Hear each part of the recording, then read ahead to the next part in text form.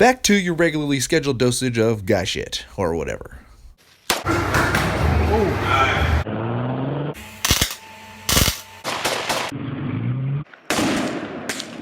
Welcome to Footage Factory. Today we're going to be talking about tools. Extremely organized. Yeah, that's how I used to roll, but not anymore. It would be nice to get my toolbox organized, don't you think?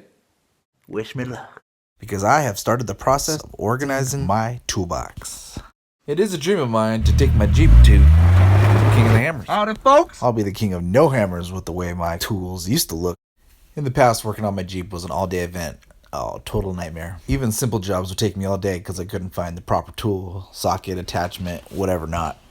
I know I joke around a lot here at Footage Factory, but sit back and enjoy how I've organized my toolbox since. Top drawer. First drawer, sockets. I don't know, just got on a roll, had some standards, had some metrics, combined them, bought the organization trays. Next thing, voila. After buying the organization trays from Harbor Freight, I had to fill them up. I couldn't stand looking at the empty hole. Originally, I had two separate drawers for metric and standard, but I wanted to upgrade to a cleaner look, so I put it all in one drawer. In order to do this, I needed to make a tray off to the left side of the toolbox.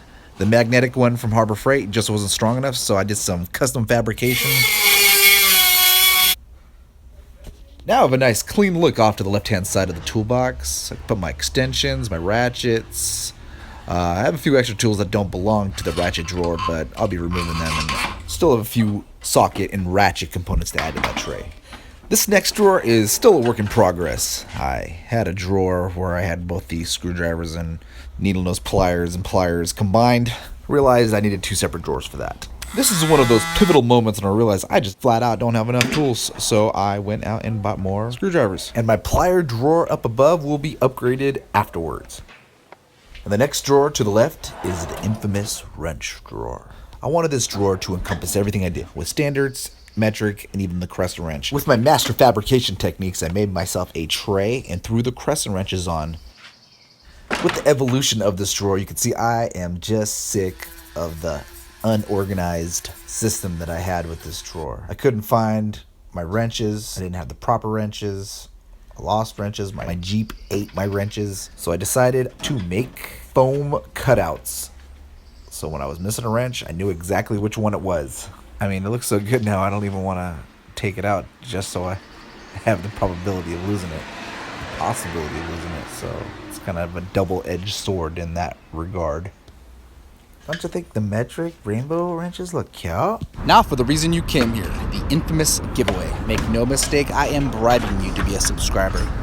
And you too can have this expensive piece of equipment. All you have to do is comment a nice review of this. Actually, no, if you comment anything negative, I ain't giving you shit. So be nice, like my video, leave a nice comment, and I'll put your name in a hat. And I'll give away as many as I have left. Oh, and I have a shotgun shell too. Yeah, that comes in handy whenever you might need I am one. not giving away the shotgun shell. Turkey basers come in handy sometimes. Harbor Freight was giving away free multimeters. You absolutely need a hammer. I can't remember where I got it. Maybe the Goodwill. What do you think of my power tools drawer? I got my grinder in there, which I made a custom box from the dollar store. I got my drill, which I got from the Goodwill. A drill from the Goodwill. Now here, a story about my drill. Unfortunately, I don't have it anymore because my wife decided to lend it out to the neighbors. Let this be a lesson to all you guys out there. If you have a pulse and a penis, do not lend your tools out. Even to your wife, I hate to say it. In fact, get her her own tools. Yes. Buy a second pair of tools for her. So when she uses it and loses it, it's no big deal. In this drawer, I have a skill saw and an impact wrench. I'm beginning to realize I need to create a whole new toolbox for all my wood stuff. Wood stuff.